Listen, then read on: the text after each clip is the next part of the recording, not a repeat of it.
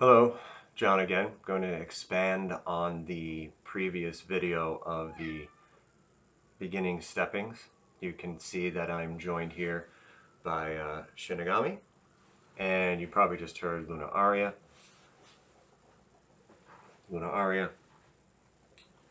Trying to get her little 2 cents in. There's a chord here, and she's looking at it like cats do. All right, just to kind of review and recap, there's that kind of cone, that 90-degree cone that we're going to try and step in. And we started in just a very specific, just kind of side to side, pushing from the heel, taking the weight off, talking about, beginning to talk about being double weighted. Again, that 90-degree cone that we're going to, cut in half and work those degrees with. So some of this is going to be a review of the stepping previously, and we're going to continue on. So one of the things to remember is we're going to talk about you don't want to be double weighted. Now, double weighted doesn't mean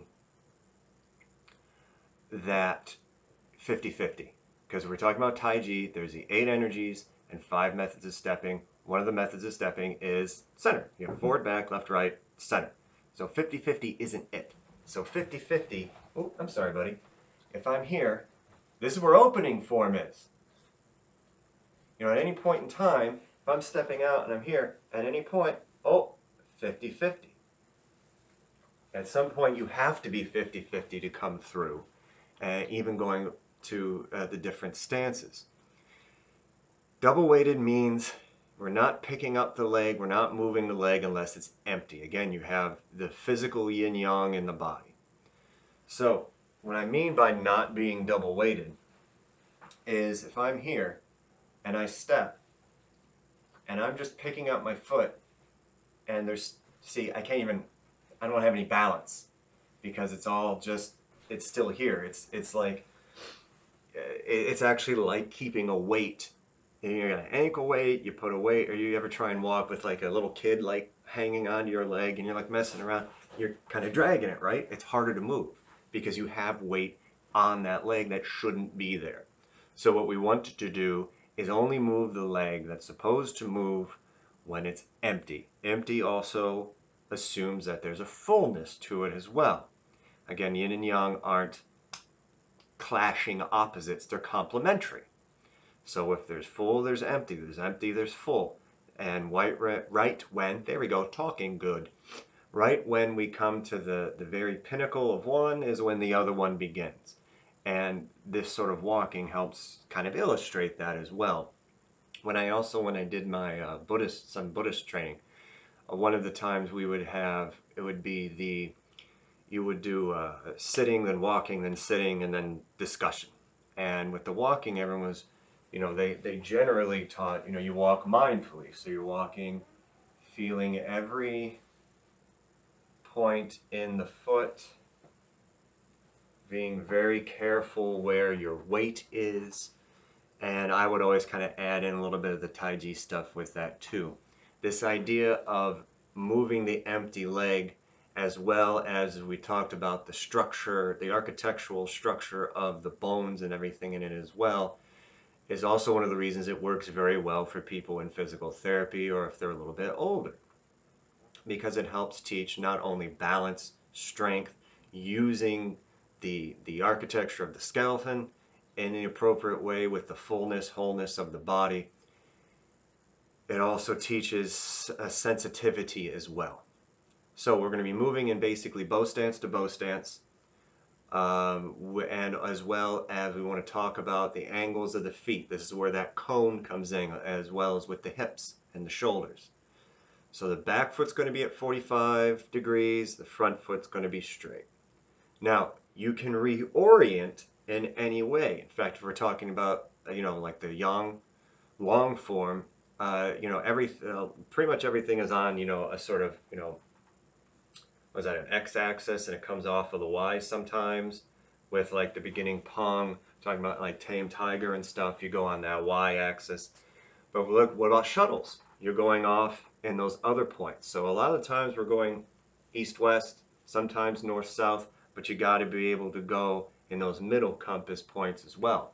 And even if you're going on those diagonals, The structure of the feet and the legs is still the same. Same thing we're playing, Xingyi Chuan too, with the Santi. Forward, 45. Even if you're coming off and doing like Pao Chuan to the corner, I'm doing, this is my straight here, and this is my corner, I come off, still straight, 45. Knees tracking out over the toes. When all that alignment comes in, you should be able to feel the weight of your body through your feet into the ground. If you're feeling it start cranking on one of the knees, and you know it's more than just sort of muscle fatigue, because even if you have perfect structure, you're still using some muscle, and there's going to be some fatigue, especially if you're like me and you did a lot of training with legs yesterday. Martial arts every day is leg day, and yesterday I really did a leg day. So if I pass out or anything, just kind of fast forward. I'm not going to edit it or anything like that. Forget it. Just fast forward a little bit. You're fine. So, and we're going to move. You can think of it in one of two ways. I used to think about just stepping out in arcs. And again, if I have other people here, I'll kind of show you some of the benefit of that in terms of a martial application, because there is. If you go forward or reverse, because remember, whatever you do going one way, you should be able to do in the other. I just blocked myself out. My old theater teachers would be pretty mad at me right now for that. But you can also think of it as basically stepping in circles. You're going from pole to pole to pole to pole to pole. So if you had like big circles on the ground, you'd be at like the South Pole, you're stepping up to the North Pole. So, whichever way kind of helps you work with that is helpful. Again, I started one and I kind of think of the other now. And we're just going to kind of just do real basic Taiji stepping. Again, bow to bow stance, if you're familiar with that, and keeping the structures of the feet up through the knees into the hips correct. Now, again, shoulders and hips, staying here. We're doing this. Now, shoulders and hips, elbows, knees, hands, feet. 6 outward harmonies. Remember that in all internals. Very, very important. Also helpful. Sometimes if you get sort of stuck, especially in the longer forms, sometimes remembering little stuff like that helps you to go from kind of point A, you forget point B, but you know where point C is, and you're trying to sort of retrofit point B and how to get there. Sometimes just knowing stuff like that helps, especially if you're like me, and sometimes the little left-right thing, a little confusing. So sometimes just little tricks like that, just going back to the fundamentals and the basis, help with that. So again, again, just sort of a reminder, I'm going to call out a lot of things, and I think about it in terms of like a cartoon. The more pictures you have in the cartoon, the more budget kind of went into it, the better the quality, the smoother the animation, the more lifelike, the neater. If it's a little cheaped out, you have a little bit less, maybe not as good. So I tend to think about it when I teach it first in a lot of this, then this, then this, then this, then this, then this, then this. Because that little minutia helps people get a little bit further, a little bit faster, as well as makes it smoother. And then eventually, as time goes on, even within a single training period, I'll sometimes use a little bit less and call a little bit less and call a little bit less, to eventually it's just calling out the smooth stepping with it. So it's just originally just trying to get everything very and then make it smooth as we go. So I'm not going to review the, what we did with just the single steps kind of side to side, bringing in and stepping out. I'm going to go right into the actual walking. I know it's almost 10 minutes later, but I really feel a lot of this sort of base groundwork is really important for being able to understand it correctly, because I don't think a lot of people get into it, even if they've had people with them a long time. And I think it's kind of necessary just to lay that groundwork out first, and then it will make things easier later, instead of having to learn it wrong first, or learn it, maybe wrong's too harsh of a word, maybe not learn it as correctly, I guess, and then having to fix your habits later on. I've done that before. It's way harder than just kind of learning it, maybe trudging through a little in the beginning, and then getting it more correct in the beginning. All right, so we have, you can keep your hands here on the hips or on the back. I usually will keep them right on the dantian. Bend the knees. Keep the knees bent. We don't want to be doing one of these. First things first, I'm going to bend the knees. I'm about shoulder width. Should be pretty much straight, parallel with the feet, about as straight as I can get. Again, I'm kind of pigeon-toed, so I got to cheat a little bit. I'm going to shift to my left, lift up my right toes, pivot to 45 degrees. So that's cutting that 90-degree cone in half. You know, if you line yourself up in a room, you can point to the corner. Those squares, it's like 2 or 3 by squares. You get like those puzzle piece mats. Those are great. The little 1 by squares, the linoleum, if you're in a store or something like that, are great too, figuring out where 90 degree is and how it feels in the body. As I do that, I turn my hips as well. And if my hips turn, my shoulders are with them. And I set the foot down. Right now, this is still empty. This is full. Pushing from my heel. Lifting up that heel. Stepping in, but I'm not stopping. I'm continuing on that arch. Shoulder width forward and shoulder width out. Setting the heel down. Now, empty. I can move it without having to shift. Still empty. Set the foot down. Still empty. Full, like a coiled spring. And from the heel, I push. Now watch. See my hips? My hips squared off when I did that. My knee over my toes. If I was to rock back, again, watch, hips 45, knee over my toes. Vertical alignment's very important.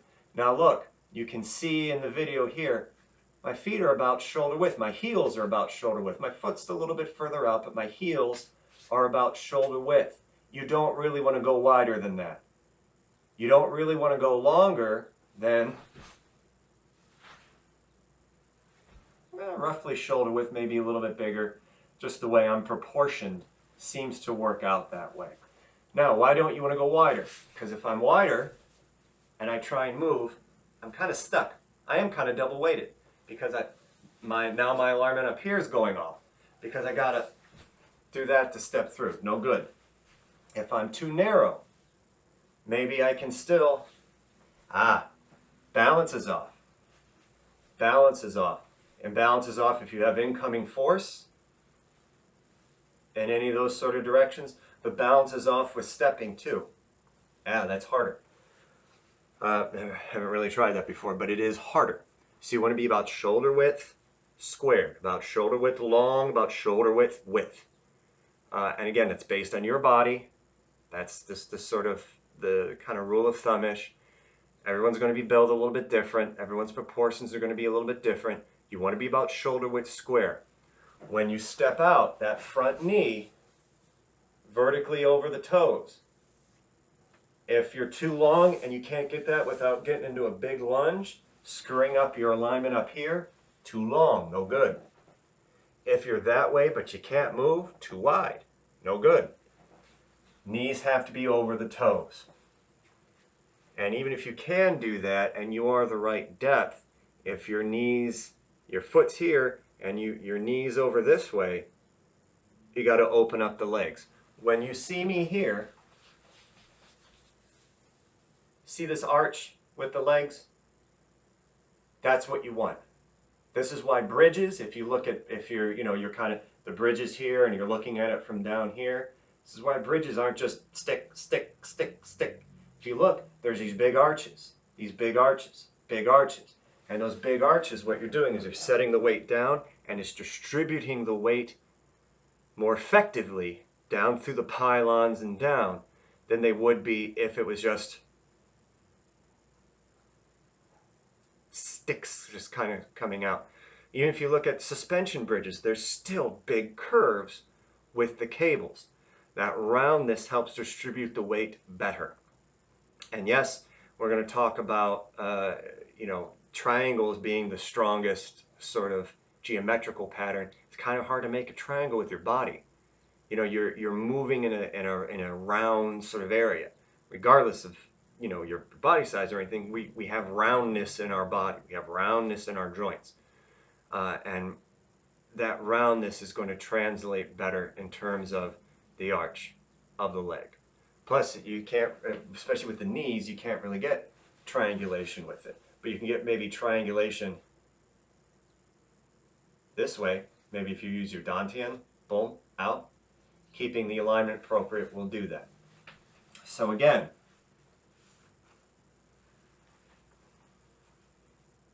I'm going to shift left, lift the right toes, toe out right foot, set down, empty, push, full. Again, knee over the toes, lift the heel, step in, step forward and out, down, down. Now I push forward, twist the waist so it's square.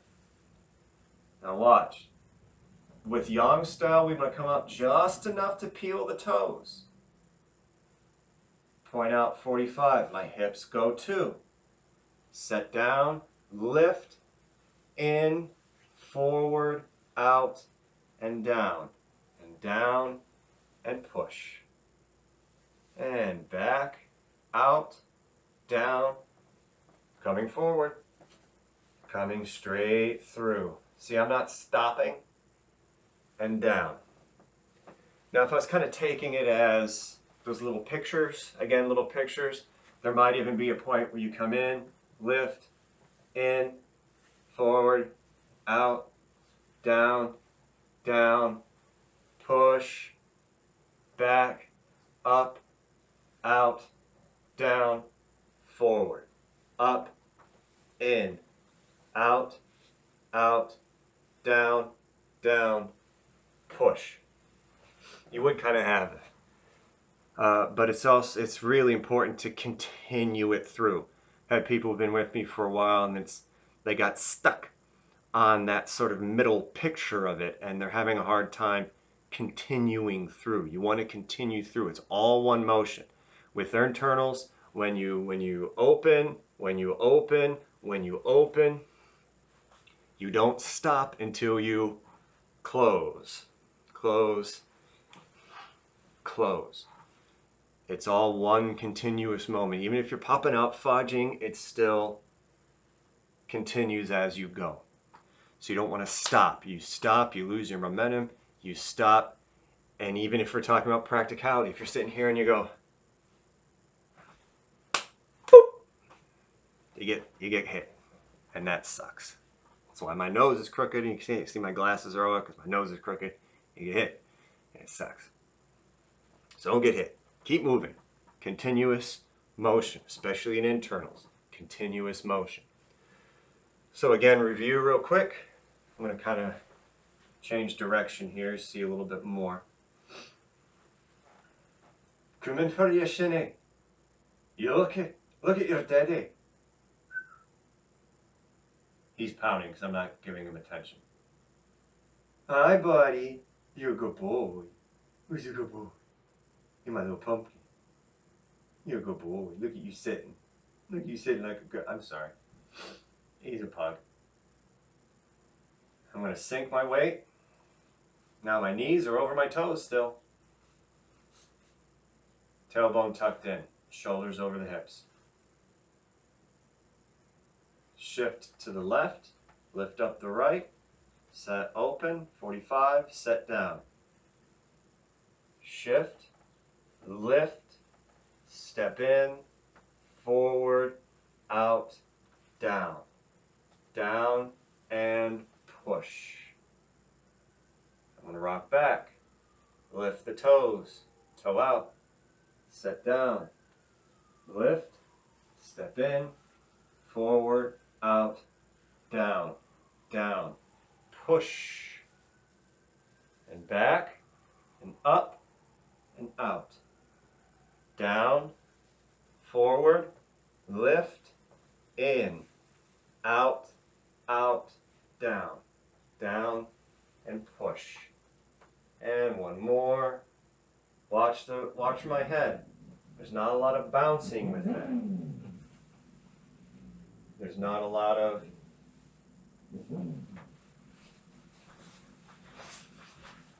No, we don't want that. Yang style, one of the things with Yang style, if you had judges at competitions, they might have missed some of the other things that other judges might have been looking for, not looking for. One of the things that would be was like if you're doing Yang style, unless you're coming up and doing, a good drop stance for the snake creeps down or something like that, your head bob, no, they're practically putting a book on your head for that. It's harder for some of us with this kind of mummy, kind of like a Seti the second head, apparently, especially when I sleep. Yeah, I kind of got that whoop, big kind of whoop here. It doesn't work for books, but they just kind of see it. So you don't want to move. So that means the claw in through here has to be nice and strong but flexible to keep your body one even height. Bend your knees. It's been like the call of the wild here this week for some of my students. Bend your knees. Keep the alignments correct so that way when you bend your knees, you're not cranking out your knees, but using them efficiently and keeping your body healthy. All right, I've had to get boop surgery for that guy because of his knees. So I don't want you guys to have surgery and have to start shaving out stuff to lay your ligaments in, put pins in and all that other stuff. Trying to be healthy, trying to maintain safety and health and all that good stuff. Let's do that correctly. And that's what a lot of these are coming from too. Even if you're not worried about any of the fighting stuff or the tuishro or the self-defense, you just want the health. This is part of the health. You got to be able to use the body correctly in order to have that health.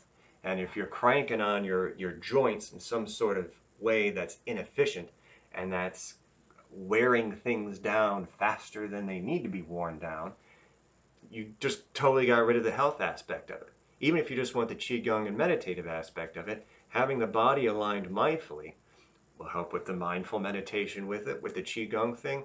All the muscles, sinews, tendons, ligaments, blood vessels, nerves, and even meridians will be aligned more correctly, and you're going to get the full benefit of the exercise with it. On the feet as well, this is my foot. We have right in front of the heel, right in the middle, and right under the kind of the ball of the foot, that top pad there. There's three really important sort of pressure points and, I guess not crossroads, but kind of conjunction points with meridians. I believe they're called the bubbling wells. What we're doing with this stepping as we're kind of pushing back and forth, the foot moves like this along the ground. So what you're doing is that you're massaging those 3 points on there. And that's going to help, again, general wellness. You're starting to relieve some tension in the body because you're massaging those with the feet. You're helping to get the blood pump more. And if we're going to talk about meridians, it's helping keep those meridians pumping and keeping things moving and massaging them and making them healthy, getting rid of more blockages. And as we're talking about sort of traditional Chinese thought, blockages are what's going to create dis-ease into the body, into the mind, into the heart, spirit, etc. So we're going to try and get rid of that, even with just walking. Keeping the body relaxed, keeping the body aligned, keeping especially the knees and the feet aligned as we do that too. Huge. So now we're talking about when we get into grass bird's tail, we're talking about peng, we're talking about ji, like neutralizing stuff and everything too. Your body alignment's gone, it's done. Again, I'm not that big of a guy. If I can't neutralize correctly a stronger force or even stronger power coming in there, being able to get to yielding and redirecting or just being able to keep peng and turning and all that, if there isn't a little bit of neutralizing in there with that too, makes it very difficult. And if your alignments are not correct, especially going through the body into the ground, that makes it even harder. Now you're starting to rely on muscle strength. Now you're starting to rely on just trying to force your way through it, and that's going to wear you out faster. That's going to potentially hurt something faster. That's going to be a lot less good for you. All right, so that is more stepping. So to Taiji walking, bow to bow stance. We talked about, that. So you can, again, bow stance, just as a quick review. I'll do a whole thing on stances and stuff later. Bow stance, shoulder width, shoulder length, back foot 45, front foot straight, knee out over the toes. When I sink back, knee out over the toes. We go from 45 to straight with the hips. This is the bow stance. Bow stance because it looks like drawing a bow. Also called mountain or hill climbing stance because you got to get those big things to climb up on the mountain. So this is our bow stance. Yang style, you might see a little bit of this. I'm not leaning and then pushing that tailbone out. I'm not leaning back and pushing the tailbone forward. There's a little bit of a here. And the way the Yangs will describe it as, that is that triangulation of supporting weight. You look at a house, you look at a roof, kind of have a little bit of that angle to help distribute the weight forward. That's what we're talking about with that. Or keep the back nice and just straight in there with that too. So, like, subscribe, share, all that good stuff. This one is specifically going into the grass bird's tail, grass sparrow's tail playlist. Probably have another one again with the Taiji stuff as well, just to kind of keep things ordered. So, thank you, and we will talk to you soon.